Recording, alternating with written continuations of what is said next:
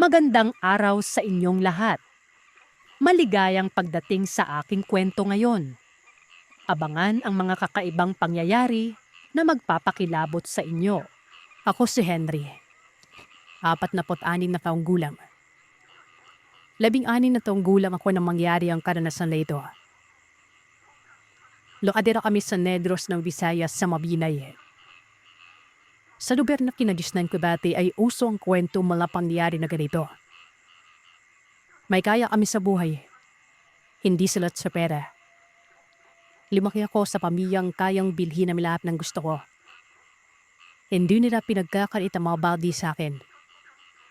Sa madaling salita, spoiled po ako. Hindi ko naranasan ng mapikman ang kahirapan ng buhay. Pero itong nangyari sa akin ang naging rason para makatikim ako ng paghihirap nun. Kahit sa flip-flower. High school ako nang nangyari ito. Dekada 70. Isa ako sa mga basagulerong estudyante dati. Maraming barkada, palaaway, bully. Dalaga sa may pera kami ay may mga tinatawag akong batos-kulo sa eskwela kasi nga may kaya kami at nalilibre ko sila. Halos lahat na makakasalubong ko ay takot sa akin. At sa mga syempre, batas ko. Mataas ang tingin ko sa sarili. Hambog ako at alam yan ng mga napakakilala sa akin dati. Palagi rin akong pinapatawag ng principal at guidance dahil sa dawain at pambubuyo sa eskwela. Walang pakiamaw magulang ko sa mga pinadagadawa ko. May hindi nila ako pinagsasabihan. Bumibisita namang sila sa paaralan at yun lang. Aris na kadad. Muntik pa nga akong i-drop noon sa high school dahil nga sa kapigasan ng ulo ko. At pagkapalaaway ko. Kay teacher pinapatulan ko nun. Idaaman kong sobrang sama ng ugali ko dati. Pangarap kong maging piloto kagaya ng kuya ko. Dahil 4 kami magkakapatid tapos 2 na lamang kami nag-aaral kasi nakatapos ng 2 nakakatanda akong kapatid. Sa eskwelahan, may utusan akong itawag na lamang natin sa pangalang Ronald. Si Ronald ang tadadawa ko ng mga takdang aralin. Ito yung kaklase kong sabihin na natin mahiyain. Tumpulan namin ng tukso. Ang uniform niya ay parang isa, pinuulit-ulit niya lamang. Laparagang pansin namin nun. Pumatal ito sa sinabi kong babayaran ko siya pag gagawin niya mga takdang aralin ko. At hindi lang yon. Siya rin ang utusan ko at nabili ko ng pagdain sa kantin. Hindi naman ako madamot. Bilibigyan ko siya ng pagkain pag hindi ko nauubos ang kinakain. Pinatanggap niya naman ito. Bayad rin siya palagi gaya ng pinag-usapan namin. Napapansin kong guset-guset yung uniforme na nagkulay brown na dahil sa kanumaan na siya palaging rason ng tukso namin sa kanya. Mataporbit na nag-aakal dati, Sir Seth. Tinutokso namin siya ng mga kasama ko pero binabayaran ko naman siya sa mga pinagpalagawa ko sa kanya. Ronald, nasa aming takdang aralin na pinadawa ko sa tahapon. Danang ko sa kanya nun. Dan nasa classroom kami at hindi pa dumadating ang maestra namin. Mabadal itong yumapit sa akin at payuko-yuko pa na parang natatakot. Hindi ko kasi nagawa kagabi. Hindi ako nakabili ng desk para sa lampara namin. Walang hiya naman, Ronald. Ipapasa pa naman nila yun. Tapos hindi mo ginawa. Walang kwenta. Sabihin mo, ayaw man nang gawin ang pinapagawa ko. Galit na sabi ko sa kanya. Nakatayo ito na medyo malayo. Nakatingin lamang din ang iba naming kaklase sa amin at ni isa ay walang nagreact. Patawad. Pinambili ko kasi ng gamot si Lola. Binigay mo na pera nung nakadaang araw. Binili ko ng gamot at pagkain namin. Kaya wala nang naiwan para sa ilaw namin kagabi. Takot at mahina nito sabi dahil sa hiyanon. Nagalit ako. Hinawakan ko ang kwelo niya tapos tumuluwang luha nito. Binitawan ko siya, piningnan ang mukha niya at may tumutulo ng luha sa mga mata. Bumisyo ako at tumawa ng mahina. Pinanong ko kung nasaan ang kanya. Sinabi niya nasa bag. Muli kong pinanong kung may pangalan ba. Wala akong mano. Naagawa ka na ng sa'yo, papo sa akin, hindi mo ginawa. Sabi ko nun. Akin na, ilabi mo yung pangalan ko. Wala akong paki kung wala kang ipapasa. Mabing ko sabi sa kanya nun. Tumango lamang ito at pumunta sa desk niya. Sabay, inilabas ang papel at nakita kong notes look na ito. Pagkatapos ay mabilis na lumapit sa akin, sabay abot ng papel na may pangalan ko. Kinuha ko at umalis na sa harap niya. At sinabi kong babayaran ko siya mamayang hapon. Tawali, kasama ko ang 4 batos, maliban kay Ronald. May hindi ko nakita kanina pa. Siguro ay nagtatago na naman yon dahil naiya sa baon niya minsan ay kamote at saging. May ilang beses na huli namin itong kumakain ng ganon at pinatatawa na namin. Pero gayon pa man ay napapatuloy pa rin ito sa pag-aaral at nire-respeto pa rin ako. Madabdab lamang set na ito si Ronald. Medyo may kapayakan. Mas matangkad ako ng konti sa kanya. Hindi siya maipin dahil pag naarawan to, maputi naman eh. Umabihis lang yon at bayis manamit. Akalain mo anak ng mayaman at mas pogi sa akin. Sabay kaming kumain ng mga barkada ko. Hanggang sa natapos ay hindi ko nakita si Ronald. May papaluwa sana ako dito.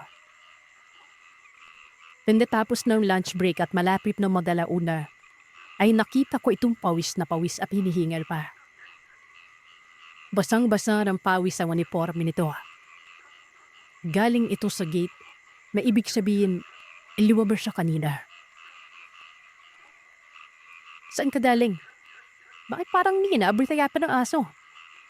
Sabi ko sa kanya sabay natawa, kasamang 4 kong patos. Kaya siguro hinabod ka ng asa dahil amoy paksiw ka. Dagdag ko pa at mas natawa kami nun.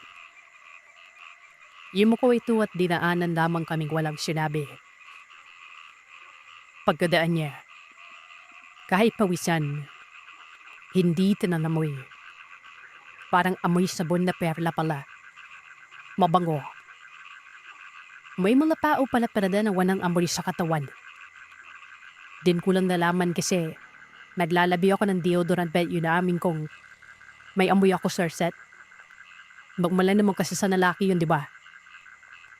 Pero si Ronald, wala talaga kaya siguro. Inisip ko may deodorant o generic na sa lahi nila yun. Pero ipinagsawa ng bahala ko na lamang din at sumunod na lamang papuntang classroom. Hapon, umulan. Hindi ka nakasa ng ulan at tamang-tama lang din na mababasa kapag naglalakad ka ng malayo. Siminto ako ng papa ko, gamit ang sasakyan namin. May mga estudyante pang nagpapapila ng ulan sa eskwelahan para hindi sila mabasa ng mga panahon na ito. Kamusta ang araw, anak? Tanong ni papa. Maayos naman pa. Si mama? Pinaandar na nito ang kotse bago sumagot. Hindi siya makakauwi na anak. Pinasundo ko lang niya tapos babalik na rin ako sa trabaho. Pagkatapos kitang niyapid sa bahay. Tingin naman talaga kayo. Sambit ko pa. Kumikim na lamang si Papa sa barinag maneho. Umuulan pa at wari ko talaga ay lalakas pa ito.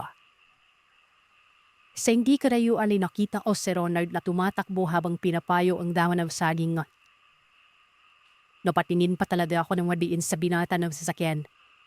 Dahil nakita ko itong bitbit ng tsinelas at binabaybari ang maulan at maputik na daanan. Bagay na hindi ko alam na mararanasan ko rin pala. May hindi makakapasok bukas. Sambit ko sa sarili ko. Dinaanan lang siya ng sasakyan namin. Sabi kasi ng mga kaklase ko malayo umano ang bahay nito. at medyo mabukid. Sabi-sabi ring may mga rebelde manapit sa lugar na tinitira nito pero dahil pa man, wala akong pake sa antes ng pamumuhay nila. Simulad na araw, hindi na ito pumasok. Tama ako at nakita kong basang suot nito kahapon at hindi ito matutuyo agad dahil maulimlim rin ang panahon ng umaga. Nasa kanting kami kumakain at nagkikwentuhan. Na lumapit sa amin si Isabel. Ito yung ginipal magandang hubog ng katawan. Tampos crush kumbaga. Mapababae o lalaki man ay na-attract sa maputi at makinis na balat. Pinanong ko kung bakit siya naparoon. Biliro o pa naman niligaw ba sa akin to? Baliw, bakit naman ako manliligaw sa iyo, babae ako?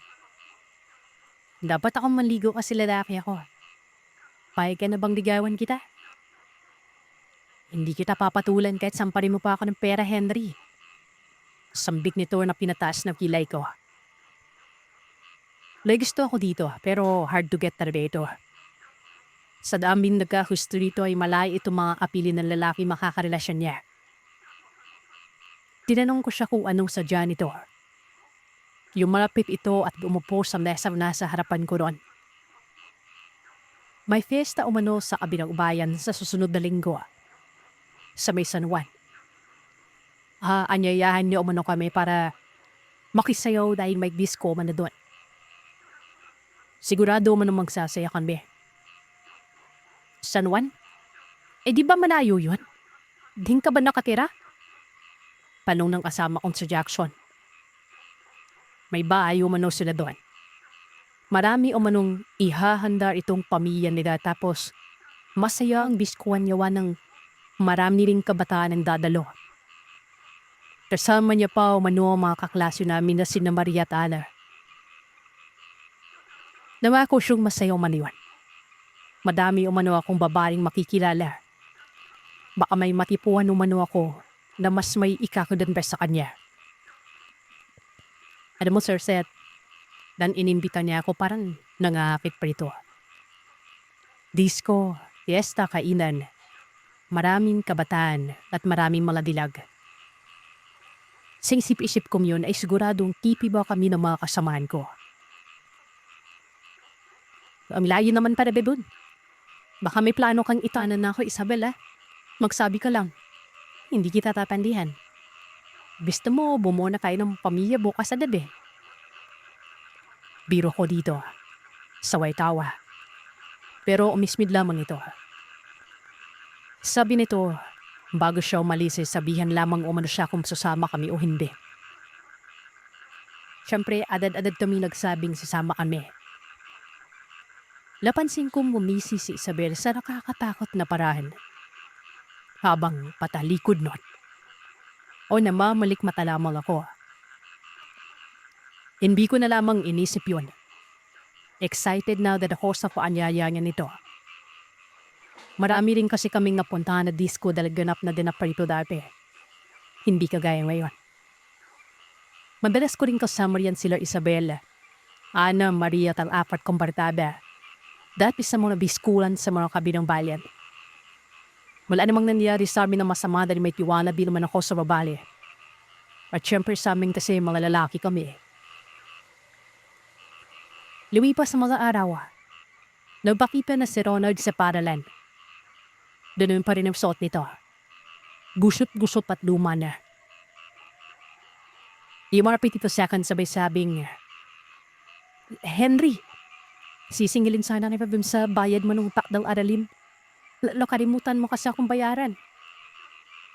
Aba, hindi ka pala nakalimot Pilas ko ang ulo niya at kinuha ang palad sabay pinampal ang pera ko doon. Pilabayaan niyo lang ako sa ginawa ko sa kanya. Ngumiti pa ito na nakipa ang 10 piso sa kanyang kamay. Malaki na kasi ito dati, Sir Seth. Malaki sa katulad nila. Lagpasalamat ito at tumalikod para umalis. Bago pa man ito makalayo ay pinawag ko siya. Tinanong ko kung bakit hindi ito bumili ng tsinelas. Gawa ng mapuputol na. Ayon sa kanya, madadamig niya pa naman umano ito. Mas kailangan niyo umanong bumili ng gamot at pagkain. Tinanong ko naman kung bakit siyang bibili, di ba? Nandun yung mga magulang niya. Kung gano'n ay anong ginagawa ng mga ito? Saglit itong huminga ng malalim at sa kauna-unahang beses, tumingin siya sa mga mata ko. Wala na umano siya mga magulang. Lola niya na lamang ang meron siya at may sakit pa ito. Yumuko ito at nauna na itong umalis. Ipinagsawalang bahala ko na lamang ang narinig sa kanya. Lumipas sa mga araw hanggang sa nalalapit na ang araw ng fiesta kung saan magdidisco kami sa lugar nila Isabel. Wala na akong balak magpaalam sa mga magulang ko. Kahit magpaalam ako, wala naman silang pake. Basta't makauwi lamang ako sa bahay ng buo, wala silang magiging problema. Bibigyan pa nila ako ng pera sa luho ko pag nagpapaalam ako. Basta't uuwi lamang at sabihan kung saan ako nagpunta. Araw ng Biyernes at Sabado kami pupunta sa lugar nila Isabel. Excited na kaming 5 gawa ng napagdesisyonan naming sumama lahat kasi syempre, libre ko nga eh. Nakita ko si Ronald.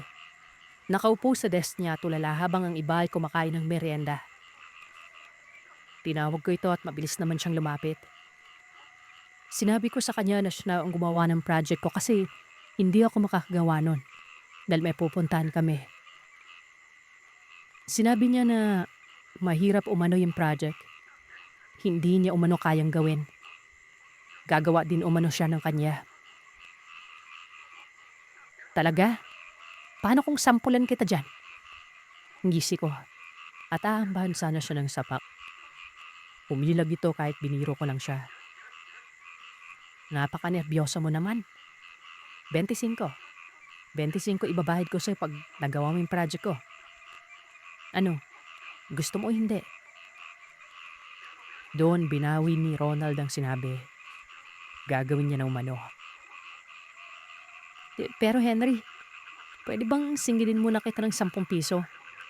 Sa Lunes mo na bayaran na natira. Kailangan ko kasi ngayon. Ubus na naman yung gamot ni Lola tsaka wala kaming bigas. Medyo lumambot ang puso ko na. Bilang tao na hindi kailanman binigyan ng pansin ng mga magulang ko, ay nakita ko kung paano niya talagang mahalin ang lola niya. Dahil palaging itong rason niya sa akin. Kinuha ko ang wallet at binigay ang mga papel na pera sa kanya at barya. Nagpasalamat ito. Doon na ako tinawag ni Elson. Sinabi daw umano ni Isabel na magdala raw kami ng damit kasi baka sa linggo pa umano kami makakauwi nun. Napatanong ako kung malayo ba talaga ang San Juan. Malayo yun dito, sabi ni Isabel. Sagot ni Jackson. San Juan? Sabat ni Ronald na hindi pa panaw maalis. Saang lugar na San Juan? Sa pagkakaalam ko, sobrang layo ng San Juan dito ah. Nasa Bacolod ba yun? Dagdag niya. Pinagsasabi mo dyan, Ronald. Sabi may San Juan raw eh. Tsaka wala kaming pake kung malayo eh. May pamasahe naman kami. Gusto mo sumama? Pwede kang sumama pero... Nga pala, may pambili ng tsinelas wala ka eh. Pangungutya nila Jackson. Tapos sumali na rin ako sa tawanan. Hindi na lamang ito kumibo at umalis na pero... Tinignan ako ulit nito tapos tumalikod. Nagplano kaming magbabarkada kung ano ang dadalhin at saan magkikita bago umalis.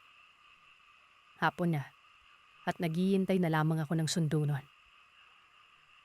Habang nakatayo malapit sa gate ay biglang may humawak sa may likuran ko.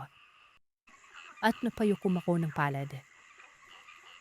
Bagya ako na sanang aamba ng suntok ang nasa likod pero nakita ko si Ronald. Ikaw lang pala. Anong gusto mo? Singilin yung tirang bayad sa'yo. Gawa mo na bago bayad. Hindi. Ano kasi, Henry? Wala talagang San Juan na lugar dito malapit sa atin eh. Sa kabilang dako pa yun sa Bacolod. Napakurbada ang kilay ko. Hindi naman problema yon. Basta makapunta kami, Ronald. Sabi ko pa. Sabi ni Ronald, may kwento umano ang lola niya na may baryo raw ng San Juan na biglang umuusbong tapos mawawala pagkatapos ng sinasabing fiesta o sayawan. Lahi umano ng mga ito ng mga masasamang tao. Nambibiktima ng mga kabataang walang kaalam-alam. At pag nakuha ka nila ay hindi ka na makikita. At ang mas malala pa, hindi ka na buhay. Alam umano ng kanyang lola ang lahat ng nangyari. Gawa ng isa rin umano ito sa mga nakaligtas dati. Dati pa umano yung nambibiktima. At isa lang ang ginagamit nilang pangalan na lugar. San Juan.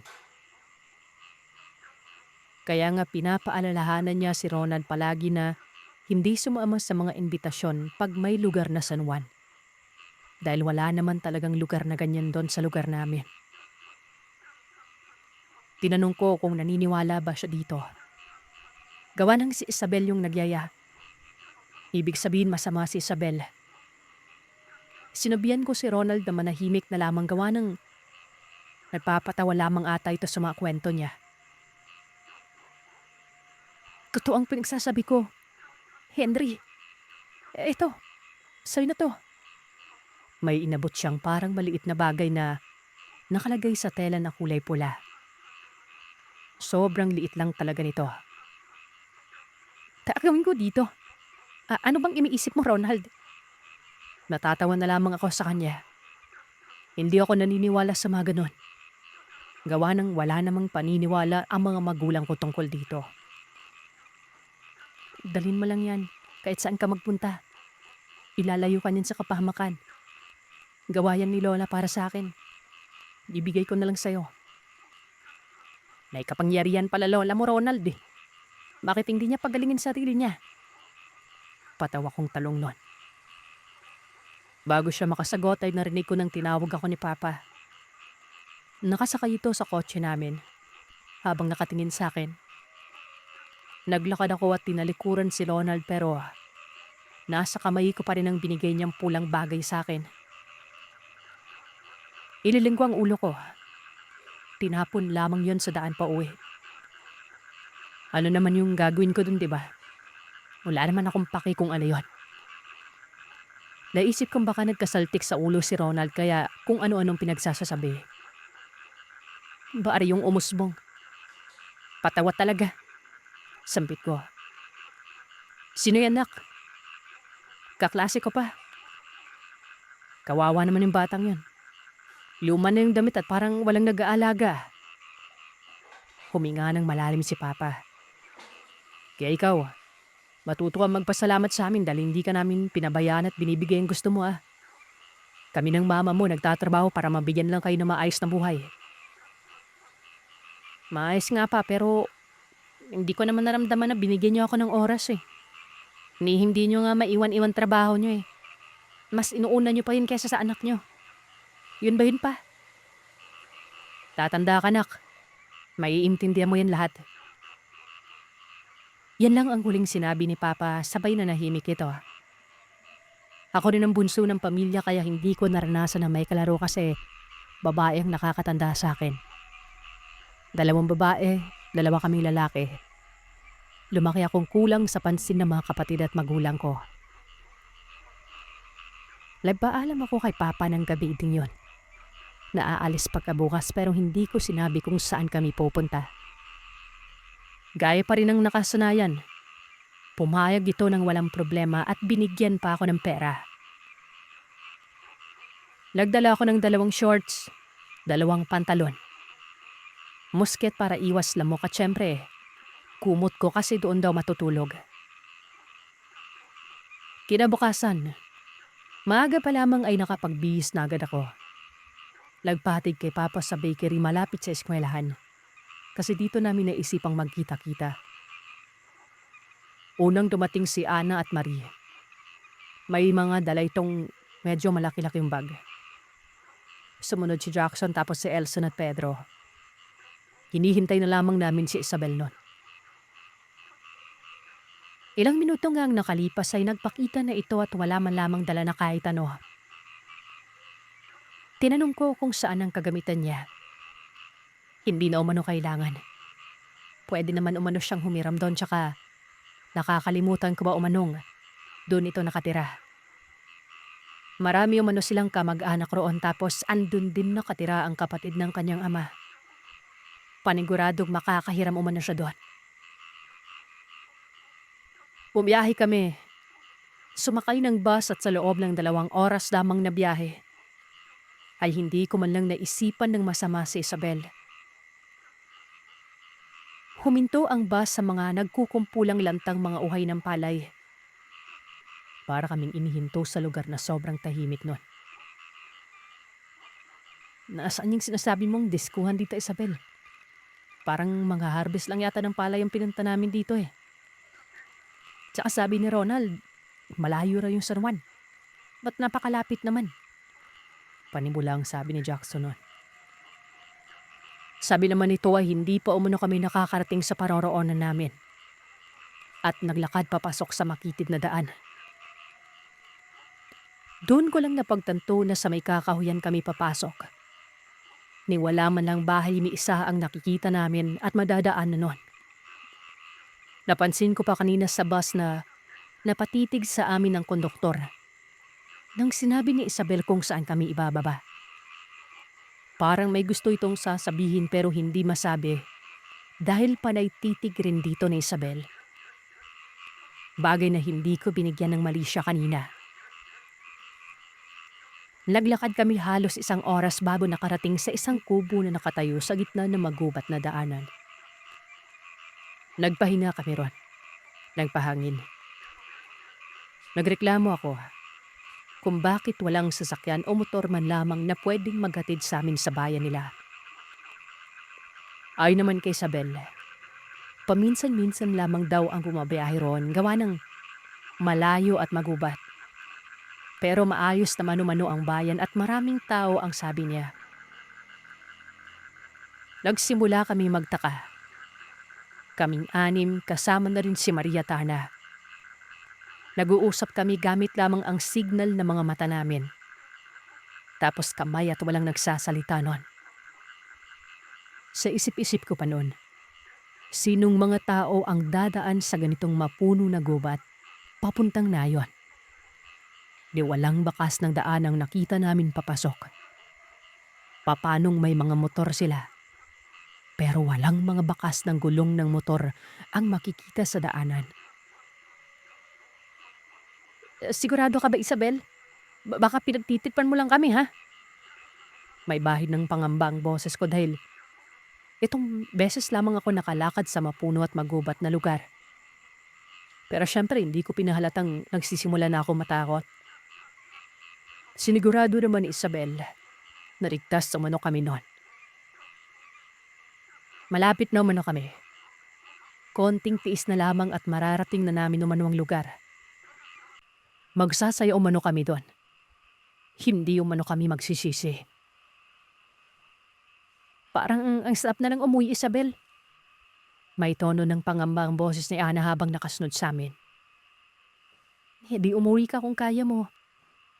Sagot ni Isabel noon. Paulit-ulit niyang sinasabi na siya umano ang bahala sa amin. Wala na kaming naging reklamo pa. Sumunod na lang kasi ginusto naman namin ito.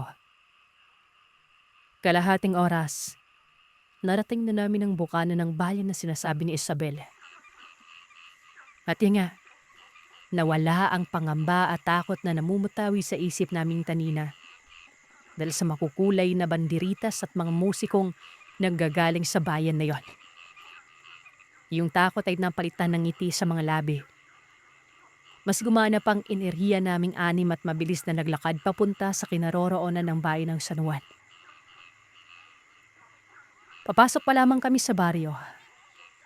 Grabing titig ng pinukol ng mga tao sa amin. May mga nagagandahang dilagre na akala mo nakakita ng mga artista dahil hindi maalis-alis ang titig nito sa amin. Mapabata man o matanda. Halos magkumpulan sa dami ng tao ang nakatingin sa amin noon. Lahat sila nakangiti. Pero Sir Seth, iba ang ngiti nila. Alam mo yung ngiti na parang nanalo sa loto. Mga ganon.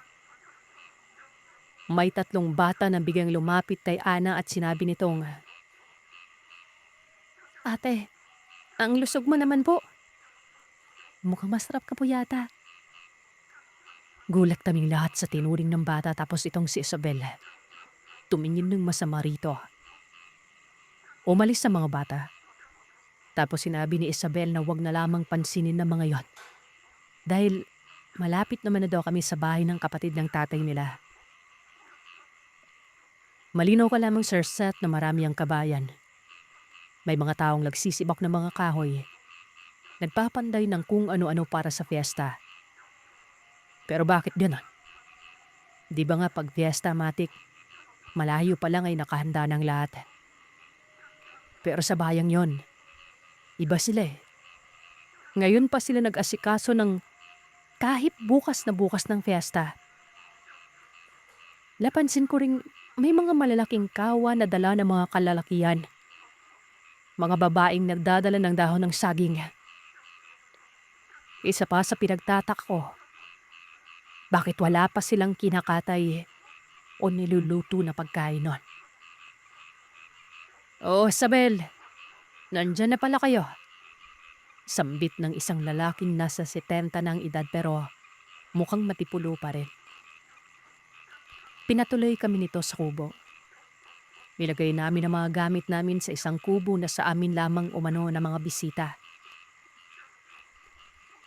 Ito pa Sir Seth. Ang sobrang nakakapanghinala kasi lahat ng bahay o kubo na nakikita ko ay parang kakagawa pa lamang dahil hindi naman ito mga luma. Tapos ang pinagkatirikan ng mga bahay ay preskong presko pa. Mausyoso akong tao kahit lalaki ako. Mabilis kong matukoy ang bagay pag napapansin kong kakaiba. "Kumain na ba yung mga kasama mo, Isabel? Pakainin mo muna at pagpahingahin dahil mamayang gabi pang sayahan." Ani ng tito yata ni Isabel noon. Ngumiti naman si Isabel sabay lumabas. Tumabi sa akin si Jackson. Umupo sa tabi ko at huminga ng malalim. "Ang baho ng tito ni Isabel," mahinang sabi niya. Sabay na pangiwi. Naamoy ko nga rin eh. Amoy putok. Parehas pa kami nagkahagikikan nun. Siguro kasi malayo yung bilihan ng mga pangsariling pabango dito. Kaya ganyan. Tsaka alam mo namang mukhang mahiyap yung mga tao dito eh. Dagdag ko pa. Nagulat na lamang kami nang napansin naming nakatayo pa lang tito ni Isabel sa harap ng pintuan kung saan kami lahat nakatambay na. "Mga iho, magpakabusog kayo." Mabigat na tono ng pananalita nito. Sabay pumasok si Isabel at inihain ng mga pagkain. Abot tenga ang ngiti namin dahil ang nasa hapag namin ay litsyong manok. May sinabawang manok, mitsado at mga prutas na preskong presko pa lang. Nang pakain na sana kami ay tumikim si Ana. Sabay nagsabi ng magdasal na muna kami sa pagkain nun. Si Ana kasi ay napaka-relihiyoso kahit palagimik ito. Pero nagreklamo itong si Isabel. Wag na lang umano. Kumain na lamang umano kami at gutom na umano ang lahat nun. Magdasal na lamang umano si Ana sa isipan niya. Kumain na kadad si Isabel nun. Hindi na sumagot si Ana at pumikit na lamang ito tapos kumain na rin. "Wala ba tayong asin dito, Isabel? Parang walang kaasin-asin yung sabaw niya eh. Parang nag-uulam lang tayo ng tubig na may manok eh." Reklamo naman ni Elson. "Nagsabi ka sana na wala para naman makapagdala kami ng asin dito." Dagdag ni Pedro. Pero napataas na lamang ng kilay si Isabel at sinabing baka raw naubusan ng asin kaya ganun ang lasa. Hayaan na lamang umano at sabihin niya sa tita niyang lagyan umano mamaya yon. "Paano niya lalagyan? May bayan pa ba ditong bilihan? Tanong ko noon. Hindi umano problema yan ahin kay Isabel. Sabay ngipi lamang ito. Nimisin na lamang ako sa kanya at ninanam namang lechong manok. Yung kanin naman, alam mo yung mais? Yung yellow corn na bigas. Tapos yung plato namin ay mga plastic na parprobinsya talaga. Pero kahit na hindi ko nang asanayan ng dananay kumain na namang ako gawa ng gutom na talaga ako. Tapos pinili naman namin mga fiesta at makisaya sa lugar nila. Labli-waliw kami sa lugar pagkatapos kumain. Lablakad-lakad kami sa may sapa. Lakad kami ng lakad hanggang sa malapit na maghapon. Mula sa kalayuan, naririnig na namin ang sound system na nanggagaling sa baryo nila Isabel. Hindi sumama si Isabel ng mga panahon na ito dahil puulong muna umano siya sa pag-aasikaso sa bahay ng tipe niya. Amin na lang daw, basta wag kami magpakalayo-layo sa baryo nila. Ito pa ang sinabi niya, Sir Seth, na kapag umano na wala kami sa gubat o sa lugar, wag umanong mamroblema. Mahanap at mahanap daw kami ng taga-baryo at may Isabel doon. Ito ang isa sa mga rason kung bakit umiba ang pakiramdam ko sa baryo na yon. Pero wala eh. Wala naman kami magagawa. Naroroon na kami. Bumalik kami sa may sapa. Napagdesisyonan naming maligo magbabarkada doon. Tapos sila Ana at Marie ay nagkikwentuhan lamang sa gilid. Inaya namin sila marigo pero alaw nila. Nahiya raw sila. Siyempre kaming magbabarkada kahit buyi kami o mga lalaki. May respeto kami sa mga babae kasi barkada din naman ang dalawa. Kumbaga, walang kaluwan sa amin, sir. Pwera na lang na gustong gusto ko talaga si Isabel yun. Memoryado ko ang daan patungo sa sapa kasi baka nga maabutan kami ng dilim.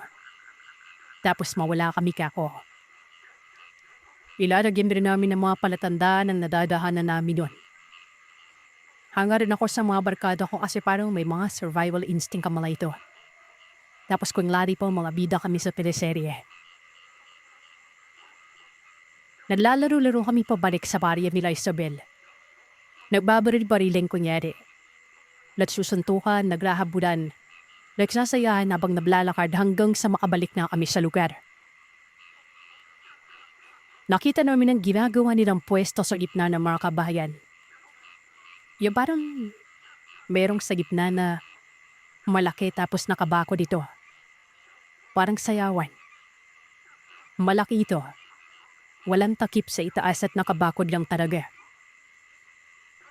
Pumasok pa si Enson at Jackson doon pagkatapos ay sumasayaw-sayaw habang nagtatawanan. Dahil hindi po man nagsisimula ang kasiyahan sa baryo. Napapansin ko nakisali na rin sa tawanan ng iilang taong nakamasid sa amin. Pero iba talaga ang tawa at ngiti nila. Yun parang pagpipingnan ka parang tagos hanggang buto. Tapos yung mga ngipi pa nila, pabutenga. Nakakabiri pa kasi ang mga ngipi nila na parang one of superior. At parang kung tipingnan mo ay parang mabaw ang mga hininga. Tinawag kami ni Isabel. Pinagmeryenda kami pero hindi kami kumain kasi mga kamoting kahoy yun. Mga nilagang ko ano-ano na hindi ko naman kinakain. Sinabi ni Isabel na magpakabusog na kami.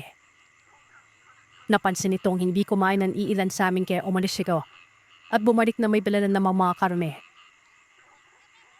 Parang isang panangga ng karne yun. Napakarami. Akalain mo talagang may babuyan ng mga hayop silang inaanagahan.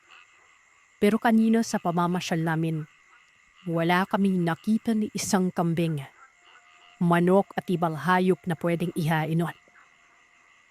Wala talaga. Kaya magtataka ka. Maisip na lamang namin na baka kuha nila sa kabilang bayan yan. Walang ano-ano biglang nagsabi si Isabel. Nabawan na umanong lumabas sa baryo nila kapag gabi. dahil maraming rebelde ang nagkalat sa gubat. Sinuwerte lamang umano kami dahil nakapunta kami ng ligtas at walang nakaengkwentro na masasamang loob na. Ganun ba, Isabel? Bakit kanina nung naligo kami? Wala naman kaming nakita ni isang rebelde. Tanong ko pa nun. Alam niya yung sagot niya, Sir Seth? Meron umanong nagbabantay sa amin nun. Napatanong ako kung ano ang ibig niya sabihin. Kung sino ang nagbabantay gawa na. Wala naman kaming nakita na may nakabantay sa amin. Ayon sa kanya, still lamang umano ng mga tao na ligtas kami. Ayaw nila may mangyaring hindi maganda sa amin, kaya binabantayan umano kami. Ganun ba? Ang bait pa rin ng mga tao dito sa Bel. Sagot ni Marie. Oo naman. Kaso IB ko sa amin kasi mga bisita kayo sa baryo na to. Sigurado lamang ng mga tao na walang ibang makakauna sa inyo. Napamaang nakot na patingin kay Isabel. Nagulat rito sa sinabi kay Binawin na yun. Makakaunang kilalanin umano kami. Sambik niya. Gawin po man, ladpad na pa rin ako sa sinasabi niya. Kahit na may namumuunang kutob sa akin ay pinilit ko itong huwag pansinin. At isipin na namang naligtas kami sa lugar at masisiyahan kami. Gabi na. Nagsisiyahan ang mga tao at may malakas na tunog ng sound system na naman. Masaya kaming lumabas mababarkada. Handa na kaming sumayaw at magsaya. Pumasok kami sa loob ng ginawa nilang parang diskuhan dahil doon nakalabi ang sound system. Sumayaw kaming lahat. Laki halupilo sa mga tao sumasayaw rin. Akalain mo pa na maraming magagandang bilang na sumasayaw. Abot langit aniti ng mga barkada ko nang makahanap na sila ng mga pares sumayaw. Si Ana at Maria ay magkasabay lamang itong sumasayaw pero sablit ng gawa ng nakita kong may yumapit na kalalakihan dito at inaya nga ang mga ito noon. Alam mo, Sir Seth, hindi sa pagiging arte ko pero kitang-kita ko yung mga lalaki na nakapang-ibaba lang. Shorts, pantalon, tapos ay walang pangitas. Nakapaalamang rin ang mga ito at kahit malalaki at mapipipuno ang mga ito. Para sa akin ay nakakabiri at naglilimahit sa pawis. Sumasayaw-sayaw ako sa gitna. May lumalapit sa akin na babae tapos sumayaw ito na sinabayan ko naman. Pigil hininga ako sumasayaw kasi kahit maganda ang dilag pero mabaho talaga. Parang amoy putok ang lahat ng tao sa baryo na yun. Parang sumasayaw ka sa kanal, gawa ng halo-halo ang amoy ng mga tao. Lahat sila ay pipig na titig sa aming magkakabarkada. Lalo na mga lalaking nakanisi habang sumasayaw at hindi inaalis sa mata sa amin. Hanggang sa hindi ko napigilan nun. Napatakbo akong lumabas tapos lumapit sa isang puno para huminga ng preskong hangin. Nakita kong papalabas na rin si Jackson papunta sa akin at doon ang binareklamo niya. Aliligo pa ba yung mga taong yan? Sampipi ko. Hindi ko alam, pero nawalan na ako ng gana sumayo. Manood na lang tayo dito. Hindi na abot ng amoy ang kinatatayuan namin pero maliwalas ang siboy ng hangin. Nagkakasayahan pa rin ang mga tao. May mga apoy sa labas ng bahay. Maraming apoy na nakapalibot sa baryo. Inom muna ako ng tubig, pre. Sampit ni Jackson at umalis na nga papunta sa bahay ng tita ni Isabel. Hindi ko nakita si Isabel. Bala ko sana ito ayain sumayaw pero sa nasaksiyan ko sa loob ay lapagtanto ko muna na. Maya-maya pa, narinig kong sumigaw si Ana sa loob ng diskuhan. Malakas ang pagkakasigaw nito at mabilis akong pumasok sa loob tsaka nakitang nakahawak na si Ana sa leeg niya habang nakatingin sa isang lalaking hubo ang pangitaas. Sumigaw si Ana ng bastos. Kaya mabilis kong pinuntahan ng lalaki at inambahan ito ng suntok sa muka. Sumali na rin si Elson at Pedrong. Nagkagulo na dahil may nakisali na rin na ibang kalalakihan at nagkabuno sa loob ng diskuhan. Kahit na 16 na taong gulang pa lamang ako ng mga panahon na yon. Malakas ako, matangkad. Malaki ang katawan dahil kompleto nga ako sa bitamina at kain. Kaya kung sino man ang makakatikin ng suntok ko, siguradong mapupuruhan kahit papano. Pero ang mga tama ng suntok ko ay parang hindi man lamang iniinda ang sakit. Natatamaan lamang ito pero bumabawi ka agad. Tama na! Sigaw ng boses ng isang matandang lalaki na nakatayo na sa loob nun. Tito ito ni Isabel. Nanilisik ang mata nitong nakatitig sa akin pero iniwas agad niya ang tingin. Akala ko ba yung magsisiyahan kayo? Pero bakit narito ang nangyari? Galit na tanong ito sa mga tao sa loob doon. Nasa likod niya rin si Isabel. Ito kasing kabali niyo tatang eh. Binastos yung kasama naming babae. Wala namang ganyanan. Gusto lang namin magsaya at sumayaw. Akala ko baligtas kami dito sa lugar niyo. Sabi ko sa matanda noon. Napansin kong nagulat at parang nagalit ang mga kabaryo nila sa tinuring ko. Paumanhin mga bisita.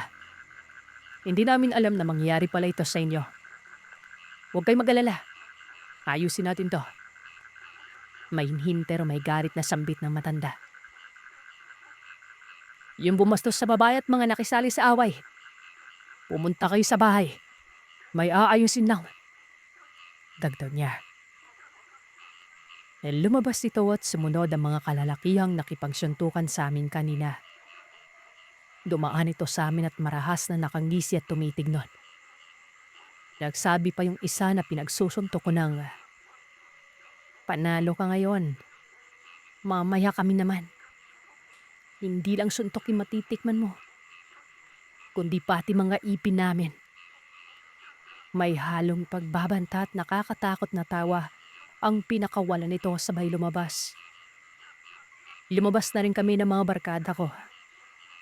May pasa sa mukha ang tatlo maliban sa akin nun. Dinala na rin namin sina Ana at Marie at pumunta sa may puno ng kahoy na tinayuan ko kanina. Kakaiba mga tao dito, Henry. Anya ni Pedro, na mayanis sa pusa po ang ulo at nonya. Mabaho na nga, nangangagat pa.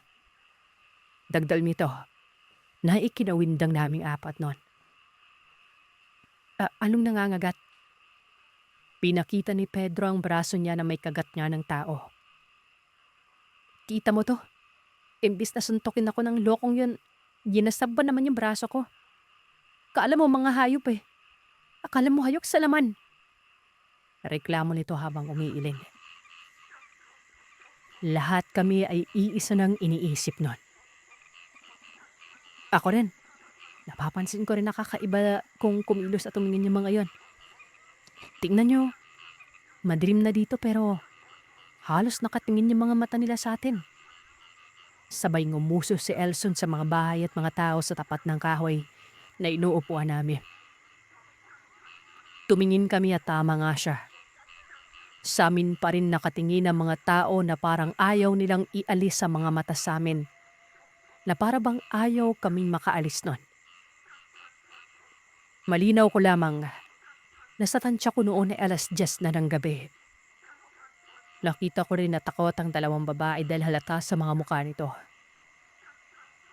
Huwag kayong mag-alala. Inayos naman na ni Tatang. Sigurado ako magiging maayos yun ang lahat dito. Sabi ko para gumaan ang mga nararamdaman nila. Nang matapos kong sabihin yon, ay parang may malakas na hangin ang dumampi sa mga katawan namin. Sobrang lakas na akala mo'y matatapon kami.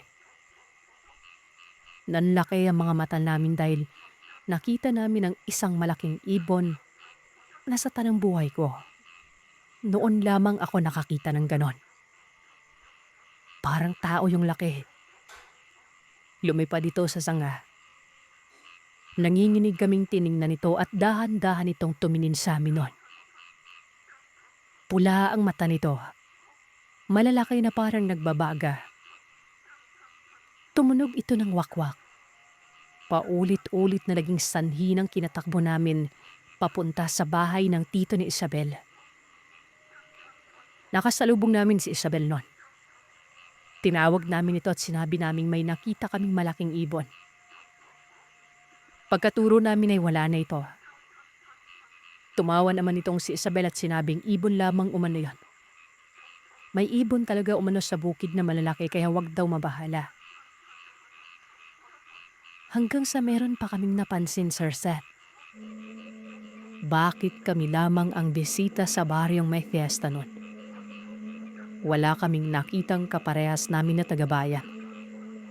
Wala ring masyadong maraming kabataan at kukonti lamang tapos parang naiiba pa sila sa amin nun. Kabaliktaran sa sinabi ni Isabel sa amin. Parang nagsimula na akong matakot sa lugar na yon.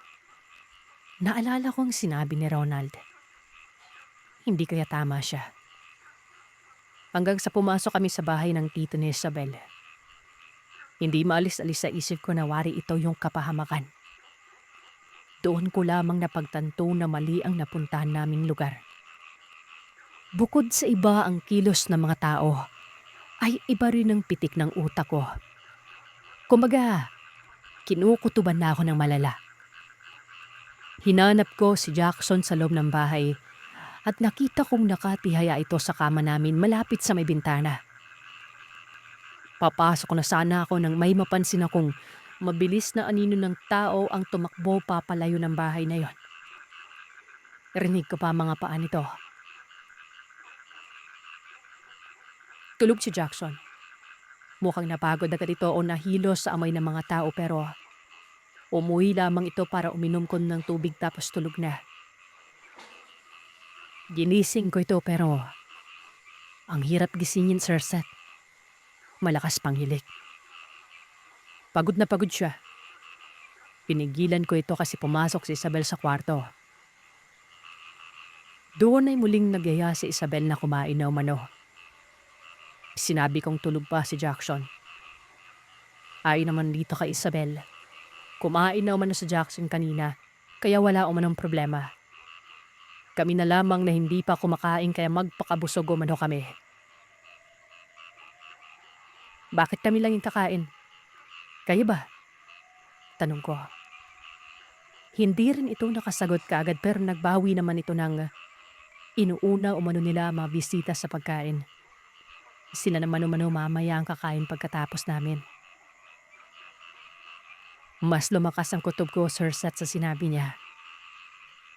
Hindi na talaga tama ito. Pumasok ako sa kwarto kung nasaan ang mga pagkain.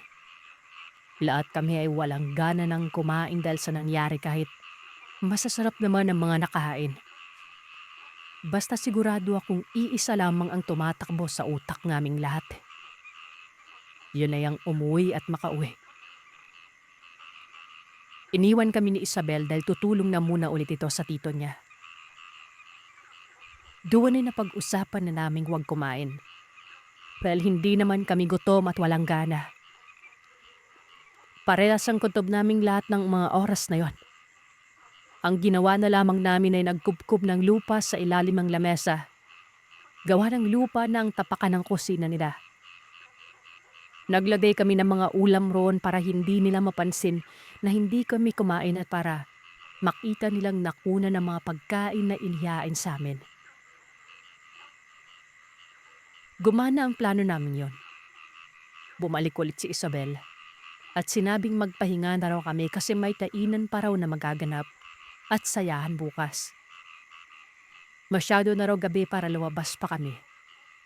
Nagapunan naman umano kaya matulog na lang. Yun na nga, pumasok kami sa kwarto kung saan natutulog si Jackson. Tulog pa rin ito. Walang tigil ang lilik na animong parang baboy na. Si Ana at Maria ay magkatabi sa kabilang sulok, habang kami namang mga lalaki ay magkatabi rin. Banig lamang ang tulugan namin. Malamig pa ang hinihigaan namin noon. Ang ginala kong kumot ay yun ang ginawa kong doble sa banig para walang lamig. Dumaan ang oras na hindi kami nakakatulog. Ang ipinagtataka namin ay kung bakit ang mga tao sa labas ay buhay na buhay pa rin na akala mo may araw na. Yung mga siga ng apoy ay nagsisilakihan. Gawa ng umaabot na ito sa bahay, pati ang inip. Nagsisigawan at nagtatawanan ng mga tao. Nagmamasid lamang kami tapos pasimple kong sinisipa si Jackson para magising. Ako po si Hernan. Ayon sa noon ako na itago na lamang natin sa pangalang Rastan. Minsan daw sa ligid na lugar ng Maasin, Palawan, merong batang napaka-misteryoso. Hindi alam ng mga tao sa lugar kung may pamilya ba ito o kung may sariling bahay. Bigla na lamang umanong sumusulpot ang batang yan sa gubat. Bababa ng nayin at dadala-gala. Hindi naman umano baliwday, marunong itong magsalita at makitungo. At hindi nagkaamali si Hernan ay nasa edad 15 taong gulang na ang kanyang lolo Rustan.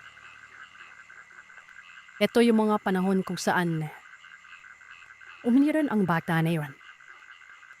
Baribikada si Kenta umano ito. Magsasaka si Rustan. Iba't ibang pananim ang kanilang pinagkakaabalahan. Malamais, gulay at may maliit na bahagi sila ng palayan. Etong sa kanila ay dito parati dumadaan ang bata. Panangiti tapos maganam din. Pero kapag tinatanong ko anong pangalan ay hindi naman nagsasalita. Umilipi lang. Balikan ito. Maligit na nahin lamang ang kanilang lugar. Manilalang ko pa ng ilang kabayan. Nasa gubat banda ito ng Maasin. Mga 1 kilometro lamang ang layo. Gubat na. Hindi pa ganoon kalawak ang mga saka doon sa lugar.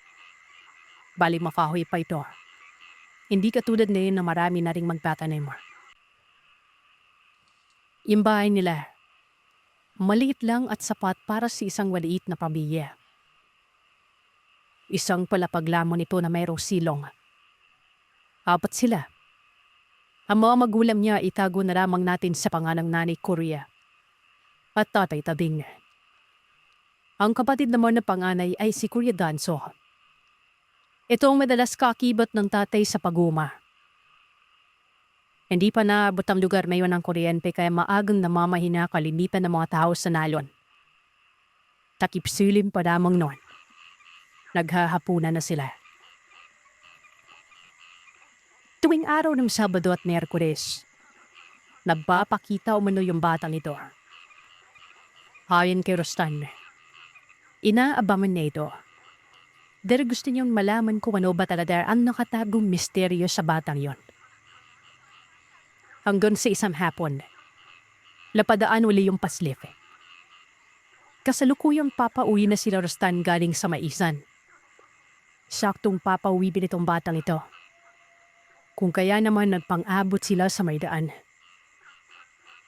Ang kasama ni Rustan ay ang nanay niya. Binapi pa niyang bata tapos nagmungkay sa nanay na mauna na ito. Nagpaiwan si Rustan noon. At nang makalayo ang ilaw ng tahanan, kabid niyang sinundalit ang bata nito. Shh! Hoy! Sambani! Tawag ni Rustan.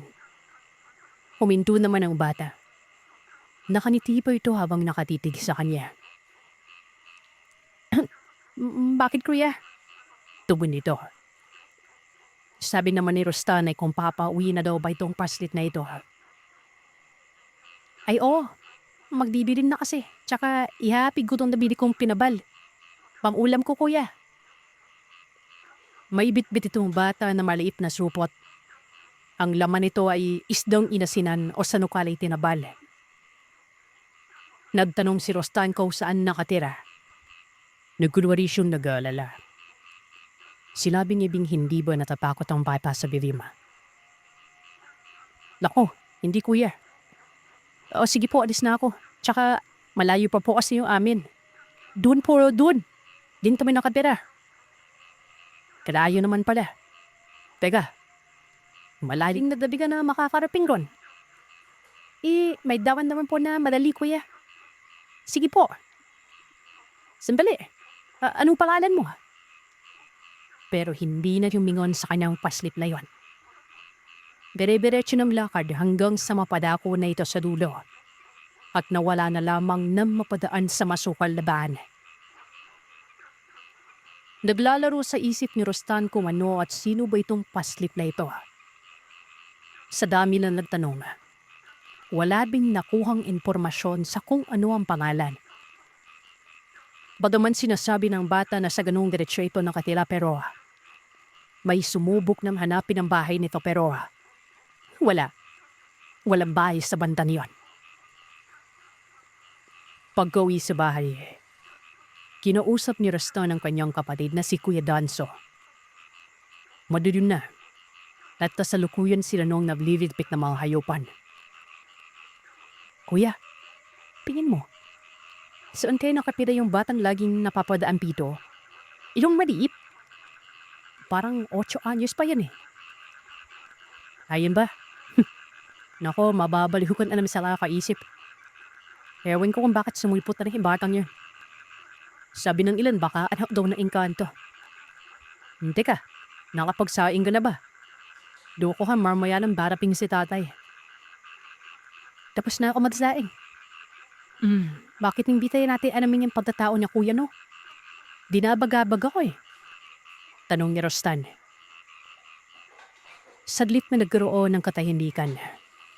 Makikitang tumatango si Danso pero nakasimangot ang mukha niya. Ang lalim ng iniisip nito. Hanggang sa nagmungkahi itong pumasok sila sa loob.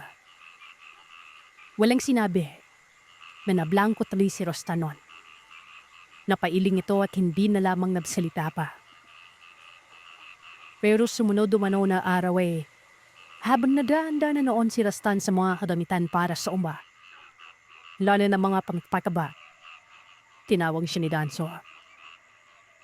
Ang sabi nito, pagdaalis sa mano ng mga magulang nila, ay pupuntahan nila ang bata.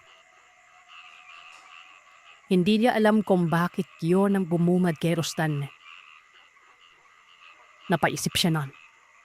Parang nagka-interest itong kuya niya doon sa batang yun. Hindi naman siya uminik pa. Lumakali sa mga magulang. Kabit siya na umalis. Doon ay nagulat si Rostan na may sinabi sa kanya si Danso. Ayon dito, yung bata umano, ang pangalan ng batang yun ay Victor. Laud pakilala ito sa kanya noong minsang gumala ito sa gubat at pinulungan ang nanay nila na tila mamamatay na dahil sa hindi na halos makapablakad. Halatang may maladang sakit umano ang nanay ni Victor pero andun din lang at hindi na alam kung saan nakapira. Hinahanap po yung batang yan. Alam ko nangangailangan siya ng tulong. Sa kalagayang yun, nakikitang hirap-hirap sila sa buhay Pero wala akong napala sa kakahanap. Teka, sabi mo wala kang alam dati kuya. Pero kilala mo yung bata. May maniniwala ba sa akin? Wala. Alam ng mga tao na sobrang ilop ng batang yan pero sa likod ng lahat, parang napakabait niya no? Tingin ko napatay may nanay rin Yung parang mag-isa sa buhay. Pagyuginaw nito. Dagdag pa nito. Pupuntahan daw nila ang lugar kung saan nagkita sila ni Victor noon. Hindi na malagsalita si Rostan. Sa bandang masukal ito na kung saan may maliit na daan at may ilang mga panyawang nagkalap. Pumuslit kasi dito si Danso. Kasi nga napinik siya noon ng kinakanawang na pako. Tapos ay namuha ito ng panyawan. Gamit nito ay papatakan niya ang sugat ng katas. Maaga pa. Malaki ang oras na magagamit nila sa paghahanap sa bahay. Walang kibo si Rostan. Hindi niya din alam sa sarili noon ang sasabihin. Basta namumutawi sa loob niya ang makita namang itong batang ito at malaman ang totoo sa pagtatao niya. Bagamat may isiniwalat sa kanya si Danso pero iba ang nasa isip ni Rostan. Hindi siya maawa. Misteryo at hiwagang iniisip ito. Idom saglit pa ay nakarating na sila sa lugar kung saan nagkalap ang mga panyawan. Pinuro ni Danso ang daan. Halos hindi na ito makita dahil nilukob na ng mga damo. Dito kami nagkita. Diyan yung daan na tinahak nila nun. Binagtas nila ang daan na yon. Hinilamos nila makakating damo, kagaya na lamang ng anipay. Sobrang layo na ng narating nila. Sabi ni Danso ay hindi pa niya naabot ang lugar na ito. Mabababa lang naman ang mga kahoy kaso ang nagiging pahirap ay yung mga damo at baging na makakate. Naisip ni Rostan na kung ganitong kasukal at kalayo ang bahay, mukhang hindi na pangkaraniwang yon. Ramdam niya naman yon kahit pa nga sa pagkilatis niya sa bata pero yung hinalang yon, parang nagkaroon umano ng kasagutan. Inabot na sila ng tanghali. Kumuslit sila sa isang patay na ilog. Nagbabaka sakali na baka may bukal. Uhaw na umano sila noon dahil hindi sila nakapagbaon ng tubig. Wala ding kain-kain pero hindi naging dahilan yon para tumigil sila. Mabuti na lamang at may mga ligaw na niyog. Kahit papanay nagamot ang uhaw. Kapwa naman silang may baong patalim.